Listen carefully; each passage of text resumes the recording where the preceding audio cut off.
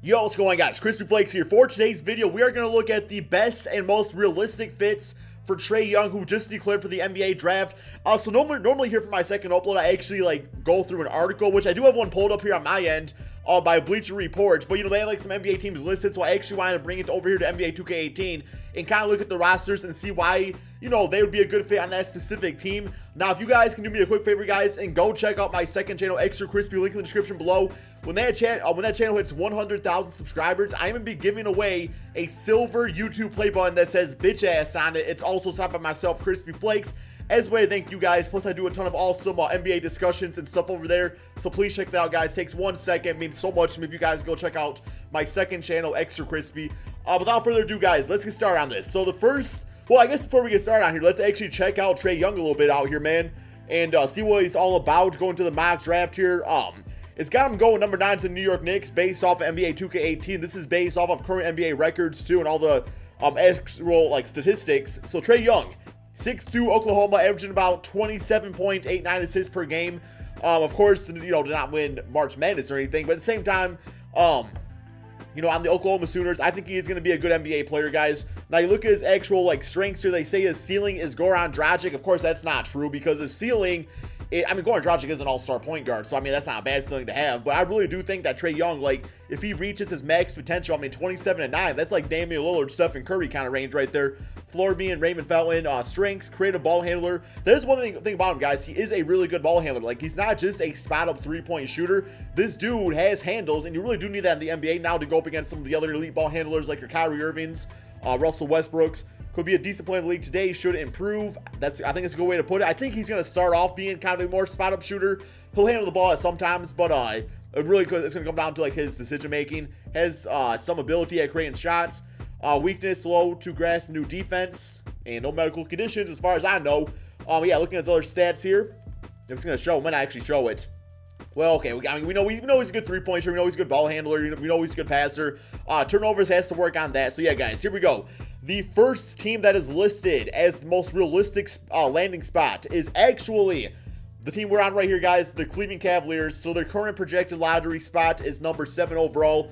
You really do look at this roster, and this is assuming LeBron James comes back, of course. Even if he does, Trae Young is a player that I think you could really rebuild around. Well, assuming he becomes the player he's supposed to be. But can you imagine him on this team actually with LeBron James? What better fits? Pretty much going to be like Mario Chalmers 17.0. Just like he would be that much of an improvement over what Mario Chalmers was for LeBron James on the Miami Heat. This team, needs a point guard. Jordan Clarkson, I personally see him more as a really good 6-man on championship team. Or really even a shooting guard, at, what is he, 6'5"?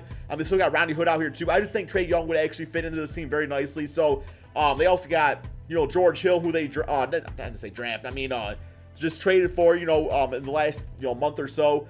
And he has a bitch-ass contract. He's been okay for them, I guess. What's his player stats so far this season? He hasn't really been all that great, if we're being honest about things. Yeah, 10 points per game, 3 assists this season. Those are definitely backup point guard numbers. Really good three-point shooter, just I really don't see George Hill as a starter anymore. The next team we have as a good fit is actually the Chicago Bulls, and their projected lottery spot is the number 8th pick in the draft. You look at this team right here. Now, some people are saying that, this team should kind of roll it out with Chris Dunn. Chris Dunn has actually been very fantastic because I was thinking after last season, I was like, yo, we might have a bust on our hands here in Minnesota. But when Chicago averaging 13 points, 4 rebounds, 6 assists, 2 steals per game. Thing is, though, is I think at times, they could run Trae Young at shooting guard position. It's just I really don't think it's necessary for this team to draft him. I want to see them go for a guy like a Michael Porter Jr., maybe DeAndre Ayton to play alongside Lauri Markkanen. But yeah, it's if he's there, you want to take the risk, go for it. I really do like Chris Dunn on the Chicago Bulls. Next one we have is the New York Knicks. So let's pull them up here real quick. So the New York Knicks, their projected lottery spot is number 9 overall. So yeah, this team right here right now is running Trey Burke at point guard. He's actually been playing really nice for the Knicks as of late. People are saying he's freaking looking like Allen Iverson out there. I love Trey Burke from Michigan. I don't think he's the long-term solution as their starting point guard. Now at the same time, you got Emmanuel Mudiay, who they just brought into the team. You got Jared Jack, who's probably not going to be around next NBA season. Frank Ntilikina, this is what I don't get. I really don't know why they would draft Trae Young, unless they are just giving up on Frank Ntilikina right away, averaging 6 points, 3 assists this NBA season, and about a steal per game. So I really do think Frank the Tank out here is looking like a future star point guard in the NBA. So I really don't like the idea of Trae Young on this team just because of that. I mean, with that being said, if they do want Trae Young, they want to go in that direction because, you know, they did pass him as Stephen Curry at one point. People say Trae Young is the next Stephen Curry. I think he's just the next Trae Young, personally. I don't like when people compare players like that. Or, I mean, I guess I've done it myself, but still. So it's like if they decide to get a Trae Young on this team, then I guess they could trade Frank Ntilikina and probably get a pretty decent piece back for maybe a draft pick. But I don't know. I think they should just kind of roll it out with him. Now, he would fit, like, Trae Young in the pick-and-roll game with Porzingis with his three-point shooting. Could be absolutely deadly. You got Tim Hardaway out there as another scorer. They got Troy Williams at small forward. So, yeah, I think this team really needs to go small forward routes, you know, to find that guy that kind of will replace what Carmelo Anthony did for this team for many years. The next team we have is a team that lost their all-star point guard this NBA season to the Houston Rockets, and that is the Los Angeles Clippers. So, pretty much, if this team decides to get Trae Young, right now they got Patrick Beverley. He's okay for them. I mean, Patrick Beverley he's like a top, I don't know, man. I'd probably say like 20 to 25 point guard in the NBA. When he's healthy, you know, he's able to knock down three-pointer, play some good defense out there. Never really a great playmaker. I mean, 4 assists was his career after that, which is not good for a point guard. I see him as being, you know, a backup point guard on a good NBA team. But yeah, if you get Trae Young on this Clippers team, then all of a sudden, you know, you have that Trae Young, Lonzo Ball kind of do, I guess, like, rivalry going on at Staples Center, which would be kind of fun to watch for many years to come. It also gives them a new direction with their team. It's like, all right, Blake Griffin's gone, Chris Paul's gone, DeAndre Jordan probably gone. We have a direction. We are going to rebuild. We have a potentially really good point guard to do that around. And finally, guys, for the final team here, is a team I would love to see him go to. I don't think he's going to fall this far, but with that being said, it definitely could happen. And the Bleacher Report has listed the San Antonio Spurs, guys. I mean, you want to talk about a team that could get the most out of Trae Young and really have him playing smart basketball. Look no further than San Antonio Spurs, guys. Greg Popovich has always been a great player development out there. He's always been able to get the most out of his draft picks. So, yeah, I would absolutely love that. All of a sudden, you got Trae Young, Kawhi Leonard, Marcus Aldridge. That's definitely a nice-looking team out there. I think if that were to happen, I see Greg Popovich probably not starting Trae Young, at least at the beginning of the NBA season. They would probably go the route of either Patty Mills or DeJounte Murray as the starting point guard. Trae Young would kind of like develop over time.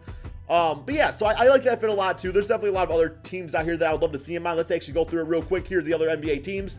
76ers, that won't happen. Bucks would be interesting, won't happen. Bulls, Cavaliers, Celtics, Clippers, Grizzlies. I mean, they got Mike Conley. Let's look and move on from him. The Hawks got Dennis Schroeder, who just dropped like freaking 42 points. Miami Heat would be kind of cool to see. Hornets got Kemba, Jazz. Trae Young, Donovan Mitchell in the backcourt. They're not, Jazz are too good to really get Trae Young at this point. Sacramento Kings got De'Aaron Fox. Knicks, Lakers, no.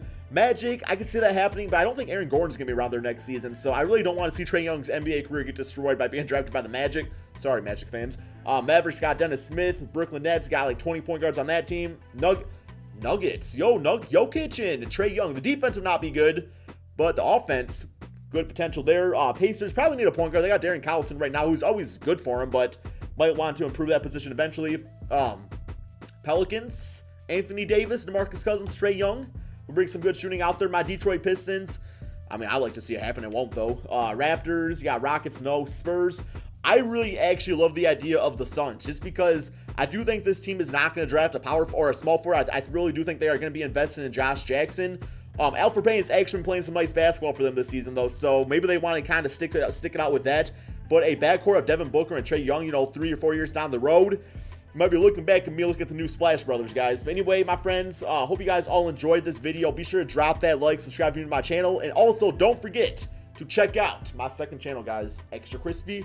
Link in the description below. Peace out, my friends.